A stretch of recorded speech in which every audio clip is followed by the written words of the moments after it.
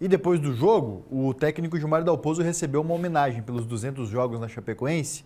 O treinador está aí na quarta passagem pelo clube, 90 vitórias conquistadas com a de ontem, 2 acessos para a Série A, acesso para a Série B, evitou 2 rebaixamentos, tem 2 vice-campeonatos estaduais e agora, mais uma vez, ele pode conquistar o primeiro título pelo clube. Pelo menos mais um vice já está garantido, mas pode conquistar o primeiro título pela Chapecoense. Vamos conferir o que ele falou depois da vitória. E então esse foi o segredo, recuperar os atletas e a parte mental, lógico, a gente tem os nossos gatilhos, quando a gente tem o desejo de ser campeão, a gente se supera em todos os momentos, então é um desejo de todos nós, interno, de querer ser campeão. Então essa parte mental a gente trabalhou muito forte com os atletas, que passamos do seguinte, que nós, a palavra desistir, ela não estava no nosso dicionário. E a gente não tinha plano B, só tinha plano A para vencer o jogo. O nosso vestiário é muito forte. A gente até tem um discurso fora, um discurso mais ponderado, mais equilibrado, mas o bicho pega lá no vestiário. Desde a euforia até a cobrança, que nem o presidente disse que não é tudo alegria, o bicho pega lá também às vezes, a gente quebra uns quadros, faz uma cobrança mais forte quando necessário, mas a gente é muito humano e abraça eles. Badá, o Dalpozo teve uma entrevista bem interessante. Tranquila, serena. Bem tranquila. Que bom, né? 200 jogos aí. Foi assim na sexta-feira, na entrevista pré-jogo, e foi assim ontem, na pós-jogo, né? Tudo aquilo que a gente quer, né? Mas foi uma entrevista bacana, entrevista legal. A Cláudia, sua esposa, estava junto ali com a diretoria, recebendo merecidamente esta placa, esta homenagem. Ele tem muita identificação, ele falou, né?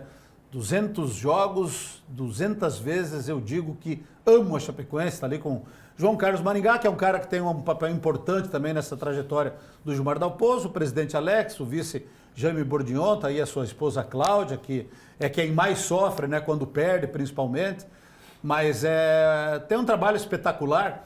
E ele falou que mesmo que perca o Campeonato Catarinense, não mancha aquilo que ele já fez pela Chapecoense, não mancha mesmo.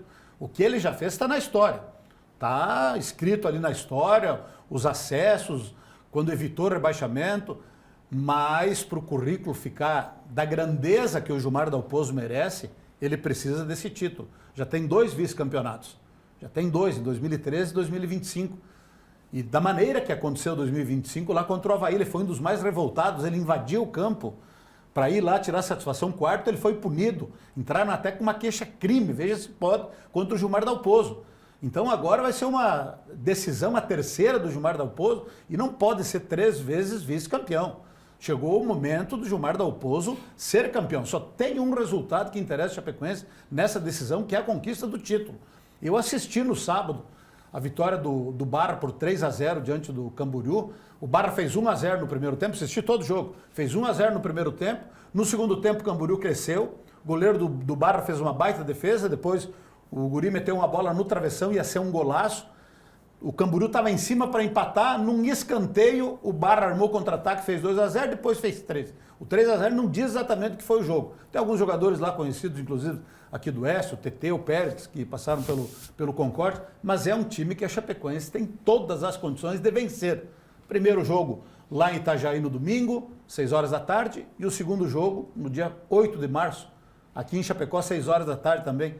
Chapecoense com a vantagem de decidir em casa e contra o Barra. Então, é um campeonato para a Chapecoense vencer e confirmar o favoritismo de um clube de Série A de Campeonato Brasileiro. Estou contigo, Badá.